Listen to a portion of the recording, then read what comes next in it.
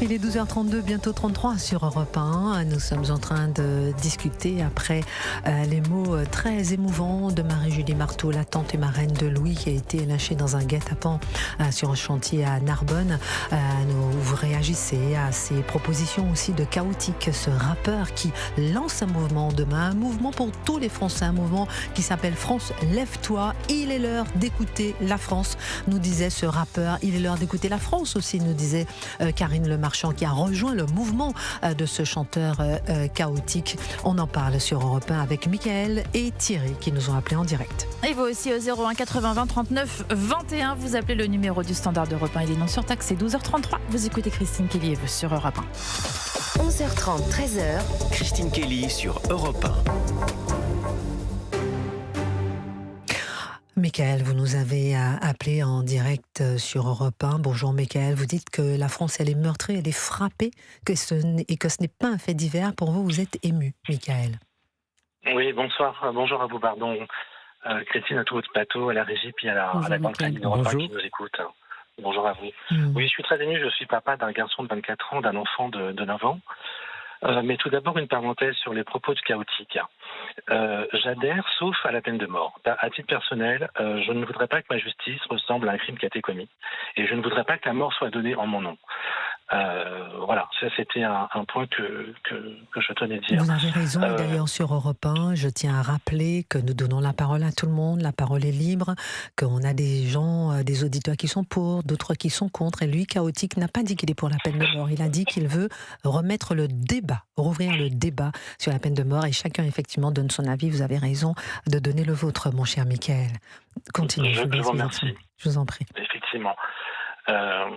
Oui, pour moi, la France est meurtrie, et ça, je l'avais déjà dit, ça me fait penser un petit peu à ce qui s'est passé avec Papivoise en 2002, lorsqu'un homme âgé de 72 ans a été lynché, qui a été frappé, qui a été meurtri. Je trouve que depuis des mois et des mois, les enfants de la France, de quelque religion qu'ils soient, je trouve que maintenant, c'est la France qui est meurtrie, c'est la France qui est frappée. Et le président Macron devrait entendre les cris. Gabriel a parlé tout à l'heure d'État impuissant. Alors, rendez-vous compte que lorsque l'on voit un enfant sur le canal Saint-Martin qui fait la zizanie, qui est le meneur d'une bande, et que le maire de Paris va le voir, effectivement, où est la puissance, où est la crédibilité des gouvernants? Alors, effectivement, je pense que les marches blanches maintenant devraient se transformer en marches noires, et que aux prochaines élections présidentielles, cette question doit être vraiment prioritaire, doit être la pierre angulaire de la campagne, parce que la chute sera vraiment fatale, où il doit y avoir un sursaut vital. Merci beaucoup Mickaël d'avoir appelé au Standard d'Europe 1. Vous appelez d'Île-de-France. Merci pour votre patience au Standard d'Europe 1. Vous dites effectivement que la France elle est meurtrie, elle est frappée, que vous êtes contre la peine de mort et que vous appelez quand même au gouvernement, à l'État, à écouter effectivement cette France, un peu comme nous disait Chaotique, qui dit France lève-toi et qui dit qu'il est l'heure d'écouter la France. Merci infiniment. Avant d'avoir Thierry, avant d'avoir Gabriel et Karim Alom, écoutez encore Marie-Julie Marteau, la tante et marraine de Louis, qui était en exclusivité pour nous sur Europe 1 ce matin, 11h30. Elle nous expliquait comment enfin le gouvernement l'a contactée. Écoutez, ce qu'on fait passer comme message, donc je précise à chaque fois que je m'exprime au nom de ma grande sœur, Amandine, la maman de Louis, qui elle prendra aussi la parole bientôt. Elle avait besoin de ce temps avant de pouvoir s'exprimer. Je crois qu'ils ont compris, parce qu'on n'avait toujours pas eu de contact du gouvernement. Voilà ce qu'on m'a dit, qu'ils souhaitaient nous rencontrer et qu'est-ce qu'ils pouvaient faire pour nous. Ma sœur m'a dit de répondre au ministre qu'elle pourrait le rencontrer lors de la marche du 5 à Narbonne, qu'il se déplace et qu'il vienne auprès de la famille. Je sais que Madame Berger aussi souhaite nous contacter. Je lui envoie la même réponse. Ma sœur, le 5 à 11h à Narbonne. Le 5 dimanche à 11h à Narbonne pour une marche, pas une marche blanche. La tante de Louis, la sœur de la tante de Louis, la mère de Louis, Amandine, appelle cela la dernière marche à 11h à Narbonne. Avant d'avoir un autre Mickaël qui nous a appelé et Thierry qui nous a appelé, Gabriel Cluzel et Karim Alom, je voulais vous laisser réagir peut-être aux propos de Chaotique qui ont été très forts et à leurs propositions, Chaotique et Karine Le Marchand. Alors écoutez, moi je crois qu'ils sont tous les deux, que l'on soit d'accord ou pas avec le sujet de la peine de mort, mais ils sont tous les deux l'expression de la profonde indignation de ce pays. C'est-à-dire que ce sont des personnalités connues et en tant que telles, elles se disent mais il faut que nous fassions quelque chose, il faut que nous fassions les porte-paroles de ces Français qui ne sont pas entendus. Moi je trouve que quand Karine Le Marchand dit nous ne sommes plus en démocratie, elle résume un sentiment général, c'est terrible, hein. Il faut se rendre compte que c'est terrible parce que si les Français ne sont plus entendus, eh bien, ils vont être désespérés. Un peuple désespéré est prêt à tout. Donc c'est vrai que je crois qu'il faut entendre tout cela. Il faut entendre ces courroies de transmission que sont ces deux artistes. Je vais dire simplement aussi sur cette famille. Moi, je suis très admirative de cette famille. Vous savez, quand il y a un drame comme ça, on découvre une famille de gens ordinaires qui avait un bonheur silencieux, on les voyait pas, et on voit des braves gens devenir des gens braves. Et moi, c'est quelque chose qui me touche beaucoup. Donc ces trois sœurs-là, je tire mon chapeau. Voilà, c'est tout ce que j'avais à dire. Gabrielle Cluzel sur Europe 1, appelez-nous au standard d'Europe 1 si vous voulez réagir à cette France. Cette France lève-toi, c'est le mouvement que lance Chaotique demain. Et puis, comme il disait, il est l'heure d'écouter la France, Karim Aloum. En démocratie, il n'y a aucun sujet tabou. On a le droit de débattre de tous les sujets, y compris la peine de mort. C'est ça la démocratie. Aucun sujet n'est tabou. Les appels qu'on entend à cette manifestation pour dimanche prochain, ce qu'on vient d'écouter en direct, témoignent aussi que notre démocratie a besoin d'oxygène.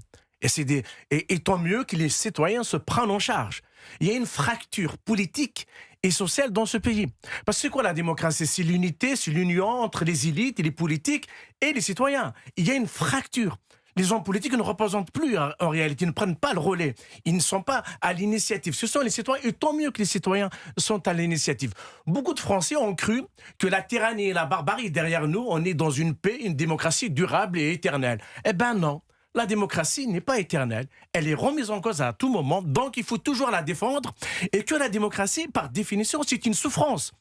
Pourquoi c'est une souffrance, la démocratie? Parce qu'il faut toujours la défendre. Elle est fragile. Elle est comme un enfant, comme un bébé. Si vous ne lui donnez pas à manger, il va mourir. Et c'est ça qu'il faut faire. Ce que tous ces appels, c'est ça la vraie démocratie. Sans les citoyens, la démocratie n'a aucun avenir. Et c'est d'autres perspectives, souvent, qui ne sont pas démocratiques, qu'on pourrait tous regretter. Donc, bravo à toutes les personnes qui prennent des initiatives pour nourrir notre démocratie. Et c'est ça, c'est pas autre chose. Les partis politiques ont failli.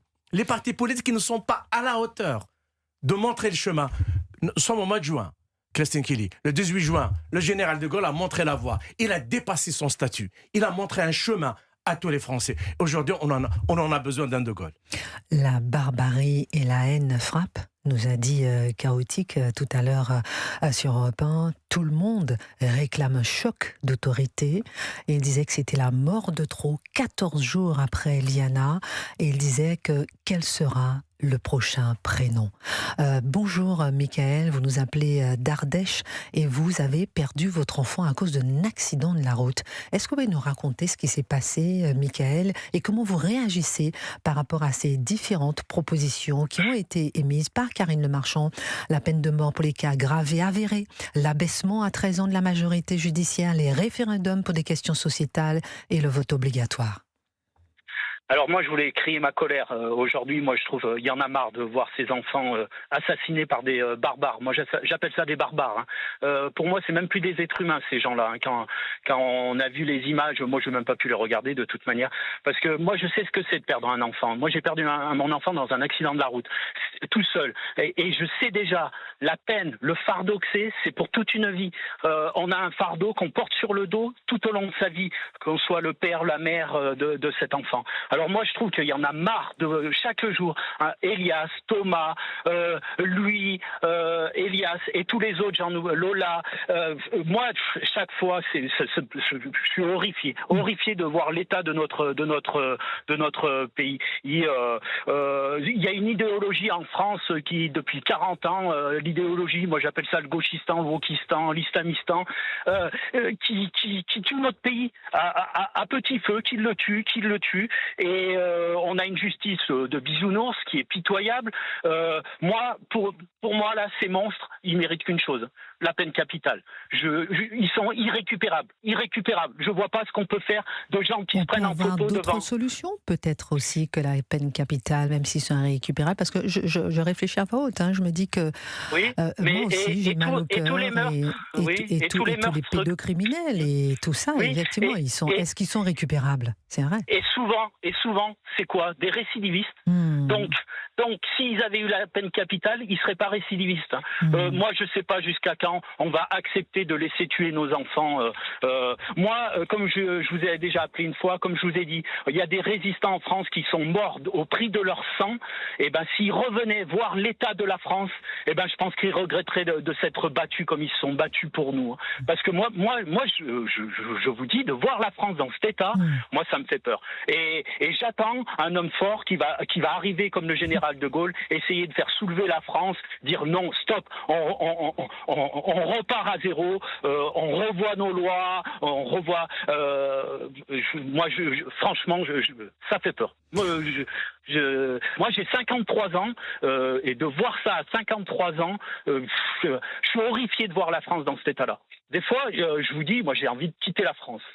Franchement, parce que si on se révolte pas, et je pense que la majorité silencieuse, on est nombreux quand on parle autour de nous, au travail, dans les associations et tout.